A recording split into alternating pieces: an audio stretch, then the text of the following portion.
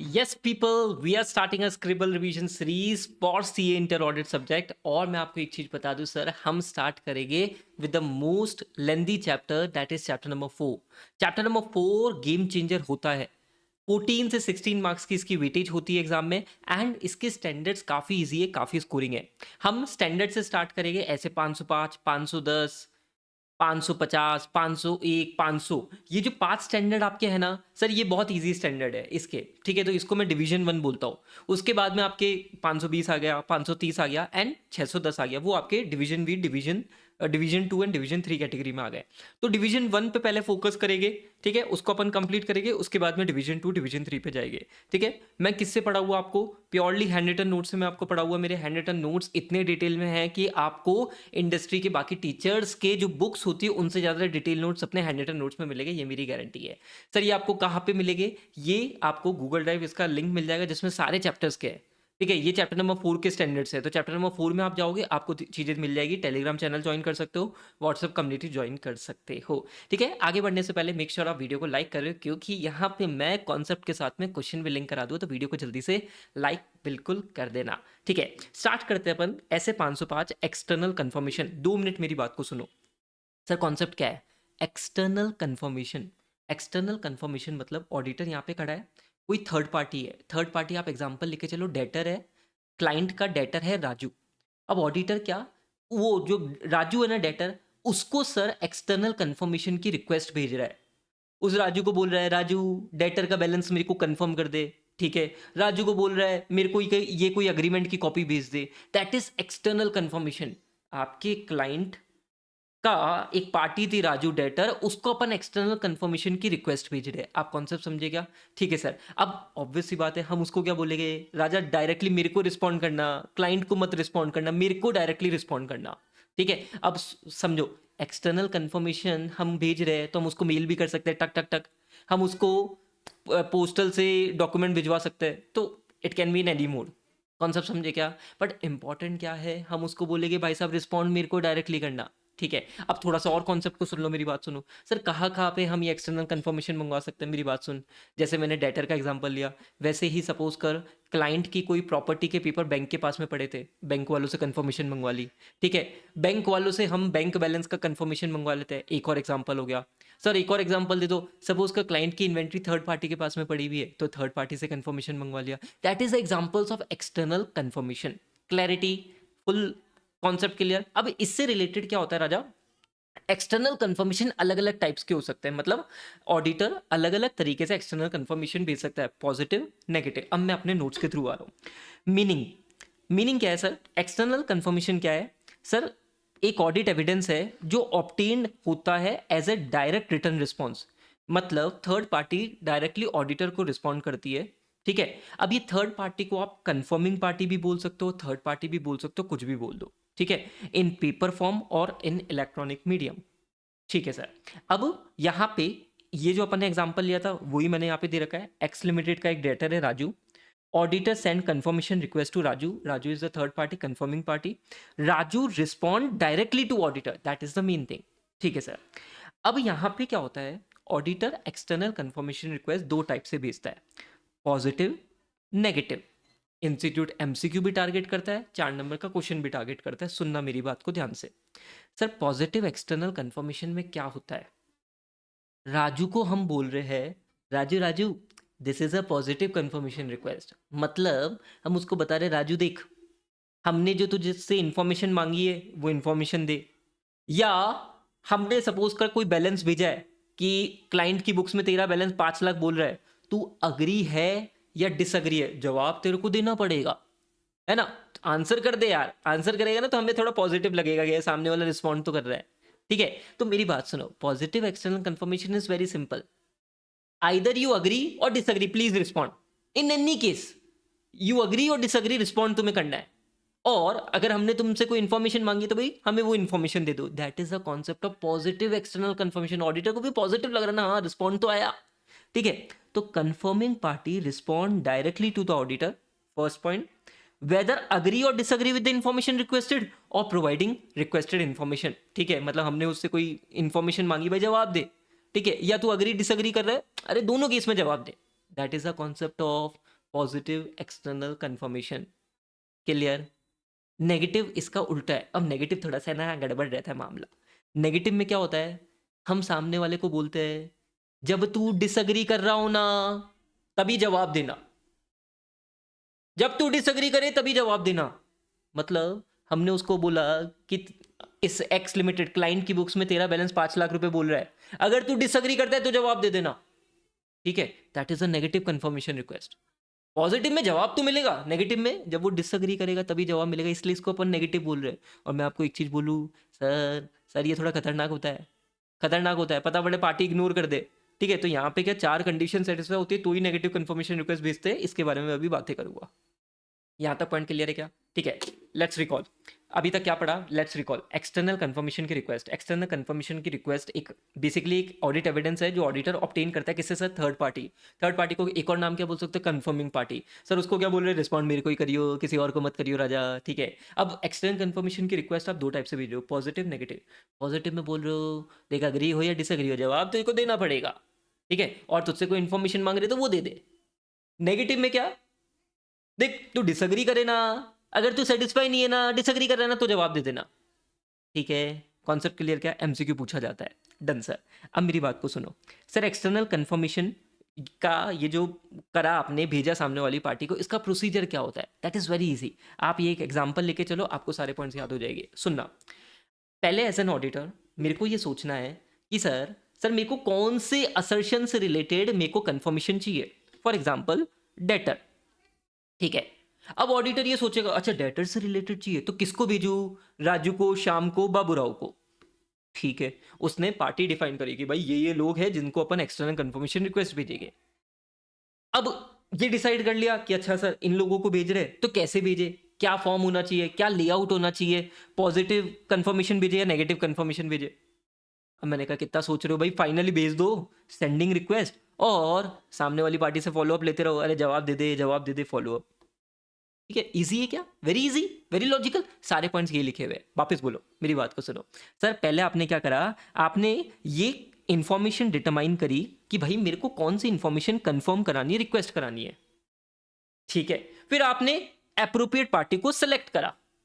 ठीक है, हाँ, फिर आपने क्या करा, कंफर्मेशन रिक्वेस्ट को डिजाइन करा।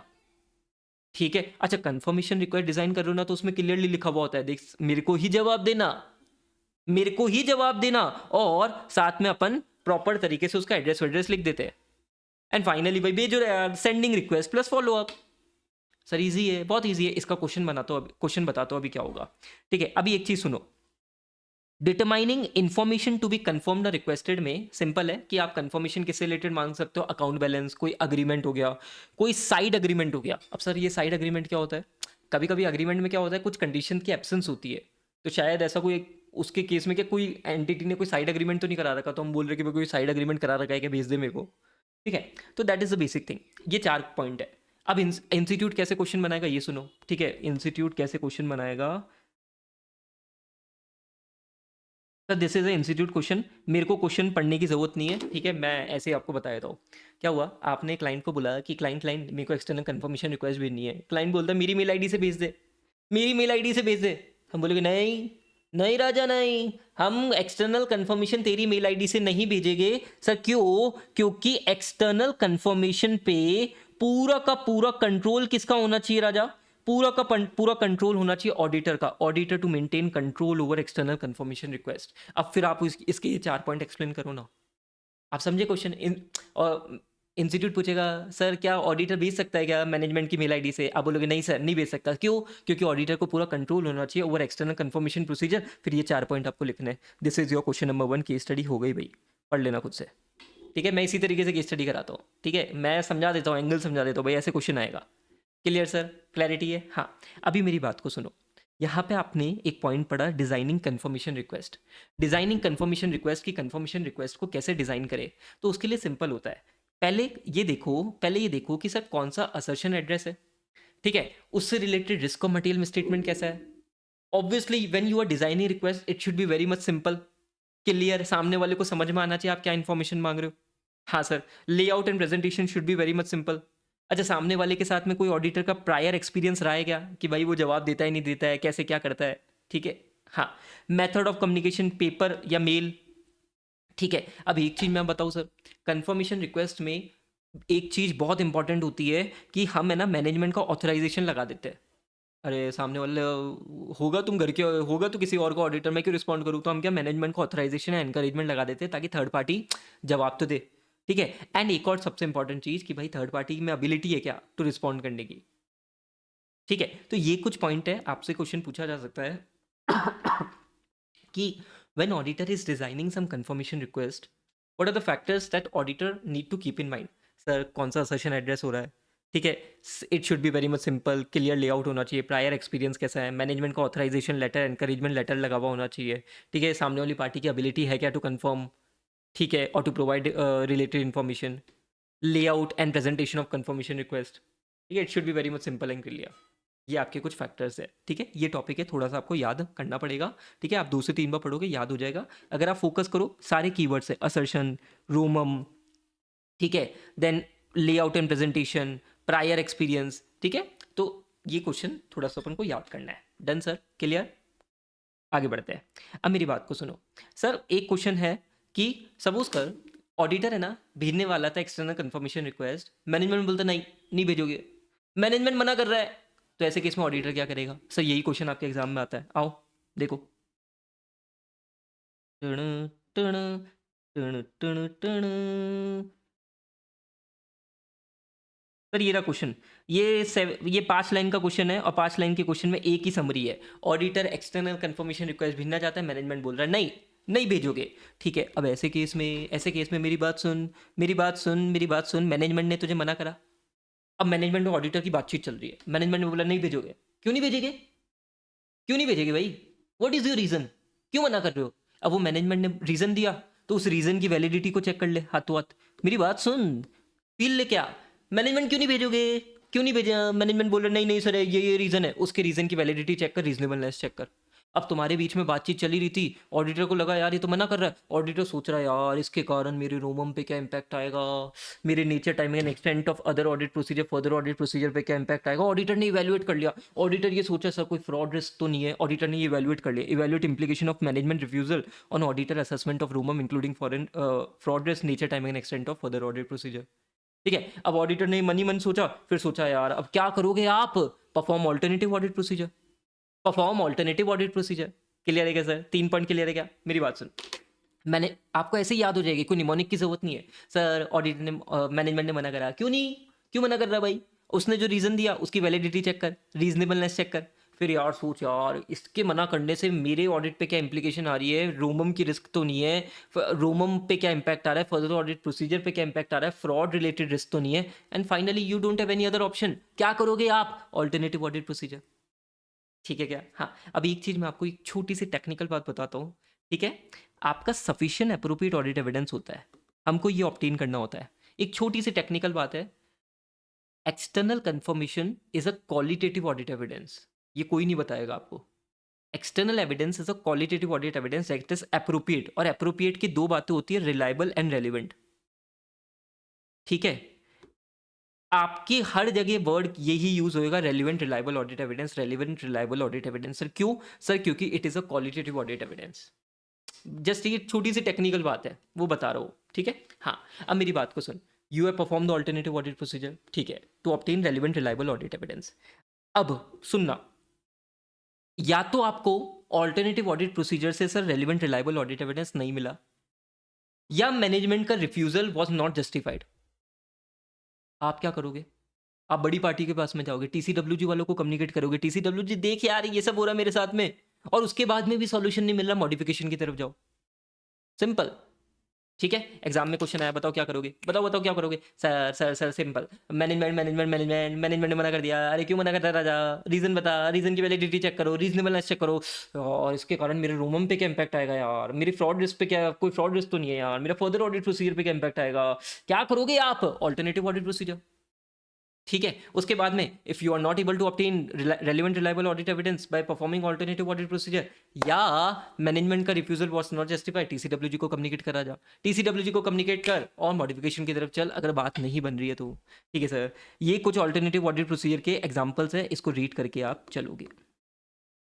ठीक है क्या? हाँ सर, क्लियर है। अब मेरी बात को सुन, एक और क्वेश्चन, एक और टॉपिक पढ़। सपोज़ कर सुनना, टॉपिक को समझना। आपने एक्सटर्नल कन्फर्मेशन भेजा था, अब उसका रिज़ल्ट क्या आ रहा है?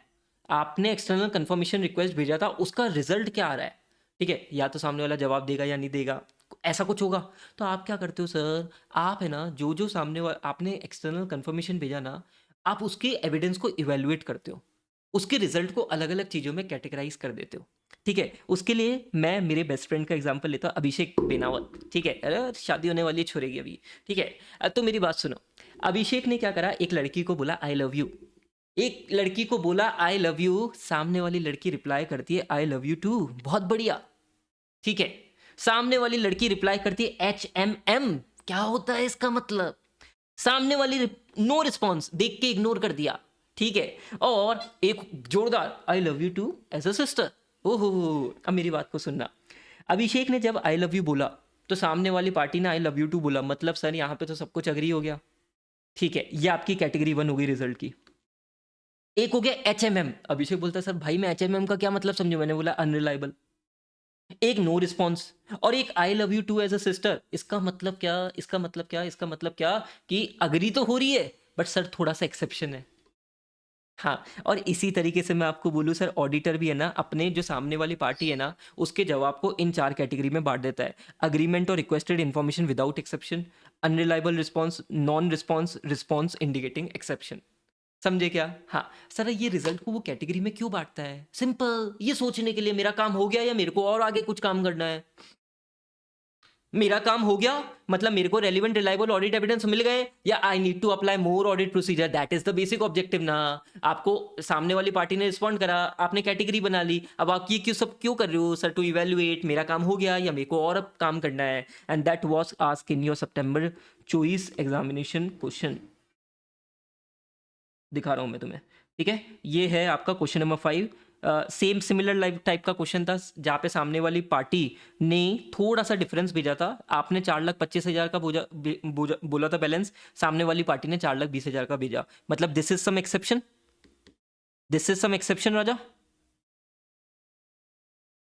ठीक है, तो आप क्या बोलोगे, रिजल्ट को अलग अलग कैटेगरी में बांटोगे, फिर बताओगे कि सर ये एक्सटर्नल कंफर्मेशन में एक्सेप्शन है, और ये आप क्यों करते हो इवैल्यूएट ये सारी चीज़ें, ताकि फर्दर ऑडिट प्रोसीजर लगाना है या relevant reliable audit evidence obtain हो गए, ये बेसिकली इवैल्यूएट करने के लिए, और यही आपकी वो लाइनें दे रखी है। ठीक है क्या? हाँ sir, this was your another good question. Done sir, बढ़िया। हाँ, अब ये अपन ने पढ़ लिया, ठीक है, ये अपन ने कर लिया। अब आ जाओ एक और इम्पॉर्टेंट बात पे। अब मेरी बात को सुनना, अब मेरी बात को सुनो। Sir negative confirmation request, positive confirmation request. अच्छा, आपको याद है सर नेगेटिव कंफर्मेशन रिक्वेस्ट में मैंने आपको क्या बोला था? सर सामने वाला है ना, जब डिसएग्री होता है ना तो ही जवाब देता है। तो यार थोड़ा मामला गंभीर है, पता पड़े वो इग्नोर कर दे, देख के उसने इंटरेस्ट ही नहीं लिया जवाब देने को, और आप मान के चलो अच्छा वो अग्री कर गया होगा तभी जवाब नहीं दिया है। क्योंकि लॉजिक क्या है, डिसएग्री होगा तो ही जवाब मिलेगा। तो यार ऐसे केस में ऑडिटर थोड़ा सा भ्रमित हो सकता है। ठीक है, तो स्टैंडर्ड बोलता है राजा कि all four condition need to be satisfied, all four condition need to be satisfied. In that case auditor will send negative confirmation request, otherwise वो negative confirmation request नहीं भेजेगा अकेले में। केवल नेगेटिव कंफर्मेशन रिक्वेस्ट वो तभी भेज सकता है जब 4 कंडीशन सेटिस्फाई होती है। आप समझे क्या? हाँ, अब इसका क्वेश्चन इंस्टीट्यूट कैसे बनाएगा, आपको है ना, क्या 4 में से एक कंडीशन दे देगा, 2 कंडीशन दे देगा, सपोज कर पूछेगा सर ये किसकी तरफ इशारा हो रहा है, और बोलेंगे सर बाकी की 2 कंडीशन तुम एक्सप्लेन कर दो। इस तरीके से इंस्टीट्यूट क्वेश्चन को फ्रेम करता है। ठीक है, अब नेगेटिव कंफर्मेशन रिक्वेस्ट की 4 कंडीशन क्या है सर? चारों कंडीशन याद होनी चाहिए, चारों के 4 मार्क्स का क्वेश्चन है तो 4 नंबर मिल जाएंगे। सर पहली चीज, आप नेगेटिव कंफर्मेशन रिक्वेस्ट कब भेजते हो? जब 4 कंडीशन सेटिस्फाई होती है, जिसमें पहली कंडीशन है कि sir assess ROMM is very low, और ऑडिटर को सफिशिएंट एविडेंस मिल गया है कि कंट्रोल्स इफेक्टिव है। मतलब sir risk of material misstatement is low and auditor has obtain sufficient appropriate audit evidence that controls are working fine. ठीक है sir. Sir population consist of numerous small homogeneous items, for example there are numerous debtor balances जो sir 100 रुपए के, 1000 रुपए के, 500 रुपए के पड़े हुए हैं। अब ऐसे केस में सर ऑडिटर को पता है सर कि इतनी लार्ज पॉपुलेशन है स्मॉल स्मॉल की, ठीक है भेजो ना यार इनको नेगेटिव कंफर्मेशन रिक्वेस्ट भेजो। सामने वाला डिसएग्री करेगा, जवाब मिल जाएगा, ठीक है, क्योंकि एक्चुअली क्या मटेरियलिटी को इम्पैक्ट नहीं कर पा रहे ये लोग। तो population consist of numerous small homogeneous item, very low exception rate is expected, auditor को एक्सपेक्टेड है कि सर डिफरेंस नहीं मिलेगा, ठीक है। एंड फोर्थ पॉइंट क्या है सर, ऐसा कोई कंडीशन प्रेजेंट नहीं है जहां पे ऑडिटर को लगता है कि सर सामने वाला उसको इग्नोर कर देगा। There is no condition present that would cause recipient to ignore request. How institute will draft this question, आओ देखो, this was ask in May 2025। Question देखो, CA Rohit is appointed as an auditor of Greece Limited. He wants to design a suitable confirmation request for a few debtors.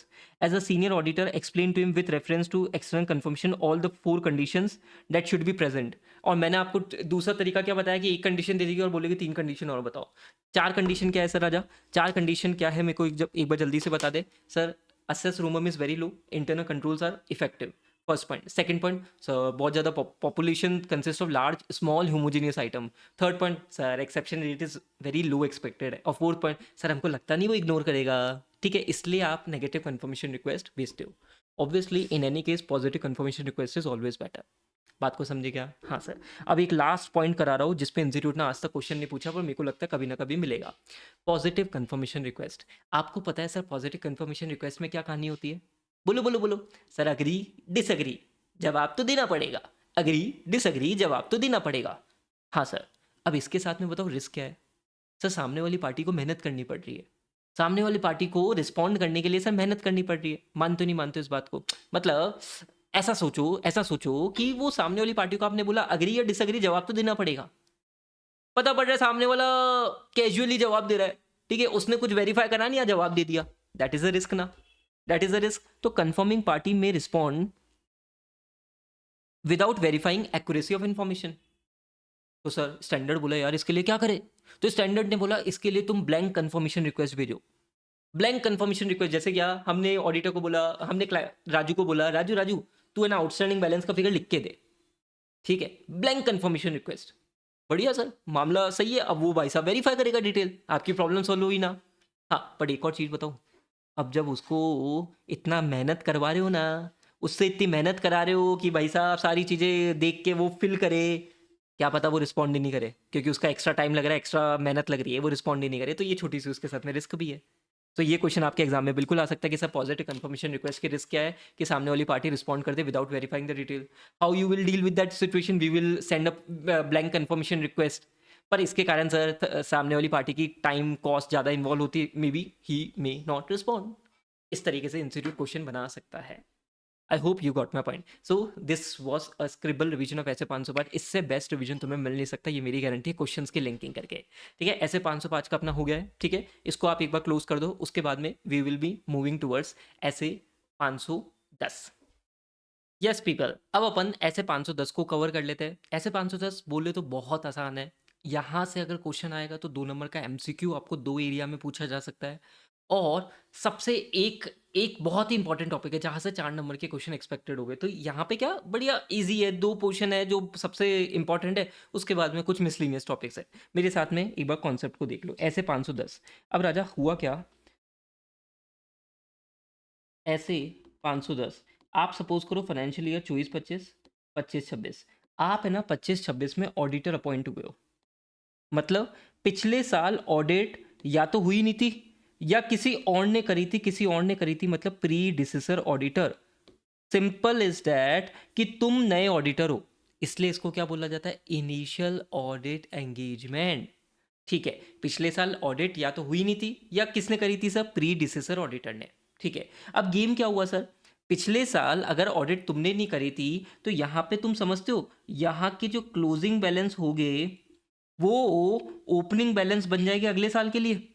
और तुम्हें tension है किसकी sir? इस opening balance की, क्योंकि इस पे तुमने ऑडिट करी ही नहीं थी, पिछले किसी और ऑडिटर ने करी थी, ऑडिट ही नहीं हुई थी। This is your initial audit engagement, नाम पे फोकस करो, initial audit engagement, opening balance. तो तुम्हें इस ओपनिंग बैलेंस से रिलेटेड एविडेंस लेना होता है, that is your main concept. समझे क्या? हाँ सर। अभी सुनो मेरी बात को ध्यान से, यहाँ पे मैं एक छोटा सा बताऊं।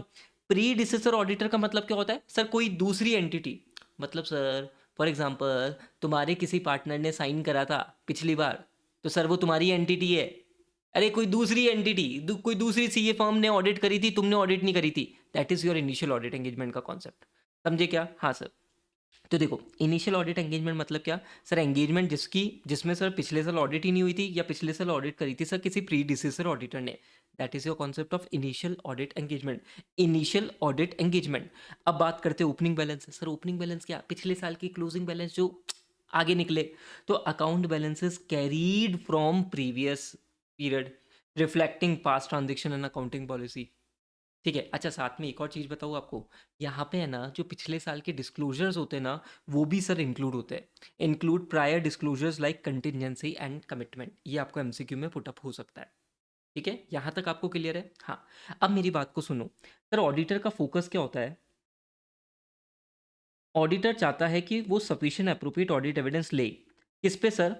ये देखे कि सर ओपनिंग बैलेंस है ना, सर ओपनिंग बैलेंस क्या मिसस्टेटमेंट कंटेन करता है। और सर अगर मिसस्टेटमेंट कंटेन करता है तो क्या वो करंट ईयर फाइनेंशियल स्टेटमेंट को मटेरियली इंपैक्ट करता है क्या? This is the main keyword. Auditor को एविडेंस किससे रिलेटेड लेना है कि सर ये ओपनिंग बैलेंस है, इसमें कोई मिसस्टेटमेंट है क्या? और सर वो मिसस्टेटमेंट के कारण करंट ईयर के जो फाइनेंशियल स्टेटमेंट है सर क्या वो मटेरियली इंपैक्ट होते हैं? मतलब सर पुरानी दिक्कतें, पुरानी जो बैलेंसेस आ रहे हैं ना सर, उनमें दिक्कतों के कारण सर करंट ईयर के फाइनेंशियल स्टेटमेंट इंपैक्ट हो रहे हैं, इससे रिलेटेड ऑडिटर को एविडेंस लेना होता है। और दूसरा ऑब्जेक्टिव ऑडिटर का ये होता है अकाउंटिंग पॉलिसी से रिलेटेड, वो अभी मैं डिस्कस कर लूँगा। ठीक है क्या? यहाँ तक क्लियर है? आपका जो मेन क्वेश्चन एग्जाम में बनेगा सर वो इससे रिलेटेड बनेगा। 5 नंबर का क्वेश्चन क्लियर कट बनने के चांसेस है। ठीक है, इधर देखो। तो ऐसे केस में सर, ऐसे केस में आपका ऑब्जेक्टिव नंबर 1 मैंने आपको पूरा बता ही दिया। ठीक है, अब इस ऑब्जेक्टिव नंबर 1 से रिलेटेड ऑडिटर क्या करता है, ये मेरी बात को सुनना। देखो क्या लिखा हुआ है। Auditor procedures to obtain sufficient appropriate audit evidence whether opening balance contain misstatement that materially affect the current period financial statement. Same line आई है, एग्जाम में भी आपको सेम लाइन मिलेगी। अभी सुनना। सर ऑडिटर को ये देखना है ना, तो ऑडिटर को डिटरमाइन करना है सर क्या? सर वो जो क्लोजिंग बैलेंस थे ना, वो करेक्टली ब्रॉट फॉरवर्ड हुए क्या? मतलब सर पीपी अगर 20 लाख क्लोजिंग बैलेंस है तो ओपनिंग बैलेंस 20 लाख आना चाहिए। हाँ सर, तो सर क्या वो करेक्टली ब्रॉट फॉरवर्ड हुए क्या? ऑडिटर को सर ये डिटरमाइन करना है। तो पहले 2 पॉइंट तो इन्होंने डिटरमाइन डिटरमाइन के दिए। Sir sir closing balance have been correctly brought forward to the opening balance. अच्छा, कभी कभी ऐसा होता है सर क्लोजिंग बैलेंस में कुछ गलतियां हो जाती है, तो अकाउंटिंग स्टैंडर्ड बोलते हैं प्रायर पीरियड आइटम में के जैसे उसको शो करो in the current year PnL, है ना? तो सर कोई any adjustment have been disclose as prior period item in PnL, auditor ये डिटरमाइन पहले करेगा। ठीक है, सिंपल। हाँ, closing balance correctly brought forward. ठीक है, और सर क्लोजिंग बैलेंस में कुछ गलती थी तो प्रायर पीरियड आइटम में उसको शो कर दिया है क्या? First point.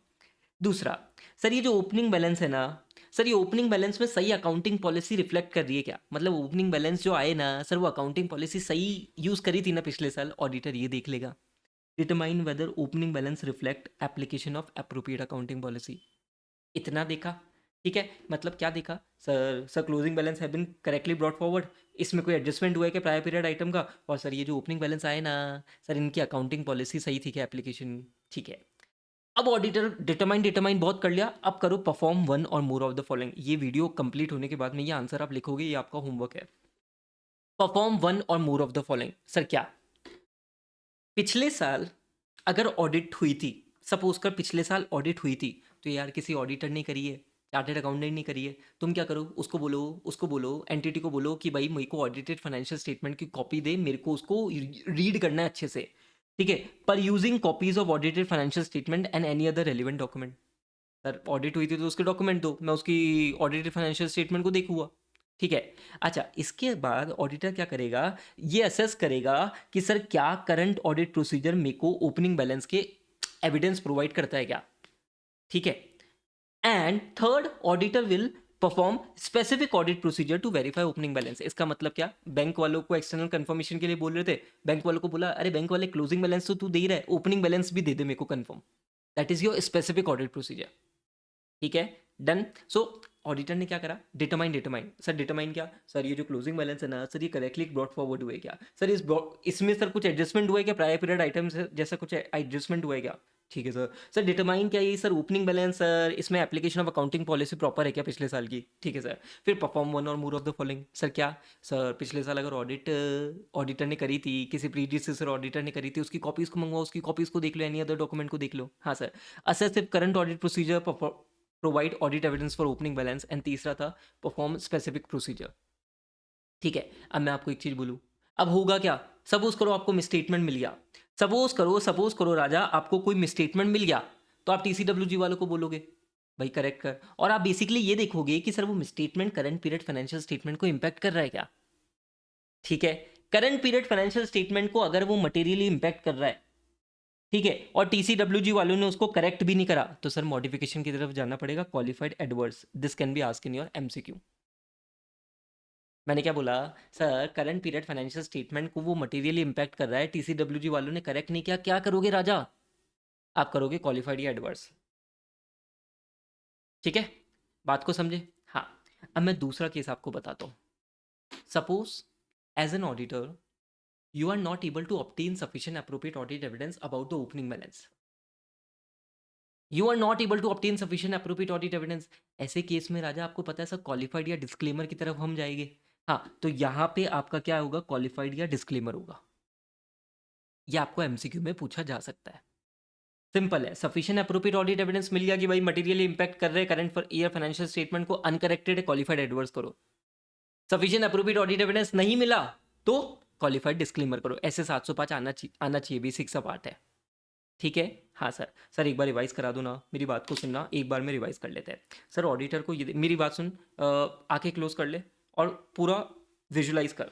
Sir opening balance में क्या मिसस्टेटमेंट है जो करंट पीरियड फाइनेंशियल स्टेटमेंट को मटेरियल इंपैक्ट करता है, इसके लिए ऑडिटर डिटरमाइन सर डिटरमाइन क्या सर? वो जो क्लोजिंग बैलेंस है वो करेक्टली ब्रॉड फॉरवर्ड हुए कि ओपनिंग बैलेंस में, और sir any prior period item जैसा कोई ट्रीटमेंट हुआ है क्या, ऑडिटर वो देख लेगा। Sir determine whether accounting policy of opening balance reflect, determine whether opening balance reflect accounting policy, 2 point ये हो गए। फिर सर परफॉर्म के, राजा परफॉर्म के कितने पॉइंट थे? 3 पॉइंट थे सर, परफॉर्म के 3 पॉइंट थे। तो मैं तो आंखें खोल सकता हूँ ना, तुम आंखें बंद करो। परफॉर्म के 3 पॉइंट थे सर क्या? सर वो जो ओपनिंग बैलेंस है ना, ओपनिंग बैलेंस है, अगर पिछले साल ऑडिट हुई थी तो ओपनिंग बैलेंस को वेरीफाई करने के लिए ऑडिटेड फाइनेंशियल स्टेटमेंट की कॉपीज को पर यूज कर लो। पर यूजिंग रीड करना मतलब सर, इसके अलावा क्या कर सकते हैं? Assess if current audit procedure provide evidence relating to opening balance and perform specific procedure. ठीक है सर। सर उसके बाद में सर मिसस्टेटमेंट मिल गया तो असेस कर सर करंट ईयर को मटेरियल इंपैक्ट कर रहा है क्या? अगर हाँ तो मैनेजमेंट टीसीडब्ल्यूजी सही करो, नहीं कर रहे मॉडिफाई क्वालिफाइड एडवर्स। ठीक है सर हमको तो एविडेंस ही नहीं मिल पा रहा, क्वालिफाइड डिस्क्लेमर। क्या ये बात आपको क्लियर है क्या? हाँ sir, that is your main reporting angle जो मैंने यहाँ पे आपको लिंक कर दिया। 5 नंबर का क्वेश्चन बनेगा ही बनेगा सर, आपको इसको लिखना ही लिखना है। Done sir. हाँ। अब इसके बाद में मैं आपको एक चीज़ बोलूँ सर, आपने अभी ऊपर पढ़ा सर ऑडिट प्रोसीजर लगाने हैं। अभी ऑडिट प्रोसीजर कौन से लगाने, कितने लगाने, ये डिपेंड करता है कुछ फैक्टर्स पे। ऑडिट प्रोसीजर कौन से लगाने हैं, कितने लगाने हैं सर, ये कुछ फैक्टर्स पे डिपेंड करता है सर। क्या एंटिटी ने अकाउंटिंग पॉलिसी कौन सी फॉलो करी है, nature of account balance class और ट्रांजैक्शन डिस्क्लोजर, मतलब नेचर ऑफ असर्शन क्या है, अकाउंटिंग पॉलिसी कौन सी फॉलो करी है। अरे पिछले साल ऑडिटर ने मॉडिफाई ओपिनियन दिया था क्या? ठीक है। और significance of opening balance relative to current year financial statement. For example suppose कर राजा पीपीई का क्लोजिंग बैलेंस दे रखा है 1.2 करोड़, और पिछली और इसका ओपनिंग बैलेंस है 1 करोड़, तो आपको पता है कि सर ये 1 करोड़ 1.2 करोड़ में से 1 crore is very significant amount, तो यहाँ पे ऑब्वियसली सर आपकी ऑडिट प्रोसीजर बढ़ जाएगी। हाँ सर, समझे क्या? Accounting policy, nature of assertion, ठीक है, significance of opening balance related to current year, और सर पिछले साल अगर मॉडिफिकेशन दिया है तो ऑब्वियसली सर आपको ऑडिट प्रोसीजर ज़्यादा लगाने पड़ेंगे। क्लियर है क्या? हाँ sir, done done done done. हाँ। अब मैं आपको एक चीज़ बोलूँ सर, आपका फर्स्ट ऑब्जेक्टिव तो बहुत सिंपल है, ये अपन ने पढ़ लिया। सेकंड ऑब्जेक्टिव क्या होता है? ऑडिटर ये देखता है कि सर अकाउंट ओपनिंग बैलेंस में जो अकाउंटिंग पॉलिसी है ना सर, वो कंसिस्टेंटली अप्लाई हुई है क्या, और अगर उसमें कोई चेंज हो गया है तो वो APD हो गया है क्या, that is accounted presented disclose. समझे? ऑडिटर का ऑब्जेक्टिव क्या है? Sir accounting policy of opening balance is consistently applied, और अगर कोई चेंज हुआ है तो सर वो APD हो गया है क्या? हाँ सर। अगर राजा ऐसा नहीं होता तो ऑडिटर अगेन मॉडिफिकेशन की तरफ जाता है, और आपके लिए यही इंपॉर्टेंट है, ऑडिटर मॉडिफिकेशन की तरफ जाता है। पर मुझे बताओ क्वालिफाइड एडवर्स करोगे या क्वालिफाइड डिस्क्लेमर करोगे, सोच के बताओ। Sir as a chartered accountant you will be able to obtain sufficient appropriate audit evidence, ना कि अकाउंटिंग पॉलिसी कंसिस्टेंटली अप्लाई हुई या नहीं हुई है, चेंज एपीडी हुए नहीं हुए। अगर तुम ये भी नहीं कर सकते तो फिर नालायक हो तुम, है ना। सफिशिएंट एप्रोप्रिएट ऑडिट एविडेंस तो मिलेगा ना भाई, तो क्वालिफाइड एडवर्स ही करोगे ना। लॉजिकली सोचना पड़ता है, रट्टाफिकेशन नहीं होती हर जगह। समझे क्या? That is your second objective. Clear? Second objective is clear? हाँ सर। तो विजुलाइज ओपनिंग बैलेंस की definition should be clear, initial audit engagement की definition should be clear. Objective के 2 पार्ट है और दोनों पार्ट के रिपोर्टिंग एंगल साथ में अपन ने कर लिया, खत्म सर। हाँ, अब राजा एक चीज छोटी सी बात बता रहा हूँ, सुनना। यहाँ पे मैंने कुछ examples of audit procedure refer notebook बोल रखा है, ठीक है। इधर आओ, नोटबुक पे आओ, ठीक है। सर यहाँ पे ना कुछ current asset and liability inventory से रिलेटेड कुछ एग्जांपल्स दे रखे। मेरी बात को सुनना, इन्वेंट्री वाले पोर्शन पे आपको इंस्टीट्यूट कभी भी 4 नंबर का क्वेश्चन पूछ सकता है। सुनना मेरी बात को ध्यान से। सर क्लोजिंग इन्वेंट्री, इन्वेंट्री आपको ओपनिंग इन्वेंट्री पे ऑडिट प्रोसीजर लगाने हैं, ठीक है। अब प्रॉब्लम क्या है सर, क्लोजिंग इन्वेंट्री आपको ज़्यादा एविडेंस प्रोवाइड नहीं करता, आपको कुछ एडिशनल प्रोसीजर करने पड़ते हैं। सर क्यों? मेरी बात सुन, क्लोजिंग इन्वेंट्री में तो अगर वो मटेरियल होगी तो ऐसे 501 बोलेगा जा फिजिकल वेरिफिकेशन करके आ। हाँ, तुम्हें ओपनिंग इन्वेंट्री पे जाना पड़ेगा तो कुछ एडिशनल करना पड़ेगा। हाँ, तो स्टैंडर्ड ने क्या बोला, एक काम कर, एक काम कर, क्लोजिंग इन्वेंट्री के वहां पे जा, फिजिकल वेरिफिकेशन पे जा, ऑब्जर्व कर और रिवर्स कैलकुलेशन कर ले। एंड उसको क्या कर, क्लोजिंग इन्वेंट्री को ओपनिंग इन्वेंट्री तक पहुंच, ऑब्वियसली सेल परचेज का एडजस्टमेंट करके, and reconciling it to opening quantity. क्या आपको पहला पॉइंट समझा? मतलब व्हाट यू आर डूइंग, आप 31 मार्च को जा रहे हो क्लोजिंग इन्वेंट्री में, वहां पे आपने फिजिकल वेरिफिकेशन में ऑब्जर्व करा, and you are what doing, reverse calculation, reconciling closing inventory to opening inventory. Clear क्या सर? सर इसके अलावा आप क्या करोगे, सर ओपनिंग इन्वेंट्री के वैल्यूएशन को एक बार देखोगे, भाई सही करा है नहीं करा है इन्होंने वैल्यूएशन, कौन सा मेथड इन्होंने यूज करा है। और तीसरा क्या सर, कट ऑफ प्रोसीजर और प्रॉफिट मार्जिन को एक बार रिव्यू कर लेना, स्पेसिफिकली जीपी मार्जिन। सर इनमें अगर बहुत ज़्यादा वेरी होगा ना, तो वो very closing stock opening stock के एडजस्टमेंट में होता है। और मैं आपको बोलूँ सर, खतरनाक लेवल पे चीटिंग होती है यहाँ पे गवर्नमेंट के साथ में टैक्स में, ठीक है। खतरनाक लेवल पे जी, क्लोजिंग इन्वेंट्री को एडजस्ट कर करके पता नहीं क्या क्या हो जाता है, ठीक है। अब छोड़ो, वो प्रैक्टिकल बात हो जाती है, ठीक है। तो what as an auditor you need to do, sir closing inventory के वेरिफिकेशन पे जाओ, ऑब्जर्व करो, रिवर्स कैलकुलेशन करो। First point, review cut off margin and cut off procedure and GP margin. And तीसरा पॉइंट क्या sir, valuation of opening balance है ना, उस पर ऑडिट प्रोसीजर लगाओ, दैट इज योर इन्वेंट्री का पोर्शन। क्या ये बात आपको क्लियर है क्या? हाँ सर, ठीक है। इसके अलावा sir non current asset and liability है, तो for example non current asset and liability है, तो for example property plant and equipment है, तो उसके सर आप ओनरशिप के डॉक्यूमेंट मंगवा सकते हो, सपोर्टिंग डॉक्यूमेंट्स, अग्रीमेंट मंगवा सकते हो कि ये लोन खड़ा हुआ है ओपनिंग में, इसके agreement they they, that is your basic thing. Current asset and liability है, इससे रिलेटेड आप क्या, डेटर और क्रेडिटर है, इनके sir account receivable account payable की पूरी 1 and 1 ट्रांजेक्शंस को वेरीफाई कर सकते हो। तो इसको बस आप एक बार रीड करके चलोगे। मेरे को आपको ये वाला क्वेश्चन बताना था। क्या ये वाला आपको समझ में आती है क्या? हाँ सर, इन्वेंट्री का क्वेश्चन एमटीबी में पूछा गया recently. Done sir, done. So what we have covered Raja, we have covered SA 505, ऐसे 510 हमने कवर कर लिया है, ठीक है। आप एक बार खुद से कर लो, नेक्स्ट क्लास में हम कुछ और स्टैंडर्ड्स करेंगे। रोज आपका 7 बजे आपको क्लास मिलेगी, ठीक है। मज़ा आया तो मेरे को कमेंट सेक्शन में लिख के जाना। दिस मोटिवेट्स मी कि भाई मैं आपके लिए ऐसे प्यारे प्यारे कॉन्सेप्चुअल वीडियोस जो क्वेश्चन के साथ में कोई नहीं कराता आपको, वो मैं आपको बहुत ही बढ़िया तरीके से करा दूँ। मेरे को प्लीज़ कमेंट सेक्शन में बताना आपको कैसा लगा, एंड मैं नेक्स्ट पार्ट आपके लिए 7 बजे अगेन लेके आऊँगा, ठीक है। व्हाट्सएप कम्युनिटी पे जुड़ जाना, अगर जुड़े हुए नहीं हो तो टेलीग्राम चैनल पे कनेक्ट हो जाना, एंड ठीक है, करेंगे बहुत मेहनत करेंगे, Jan 26 के लिए एग्जामिशन बिल्कुल लेके आनी है। Thank you guys.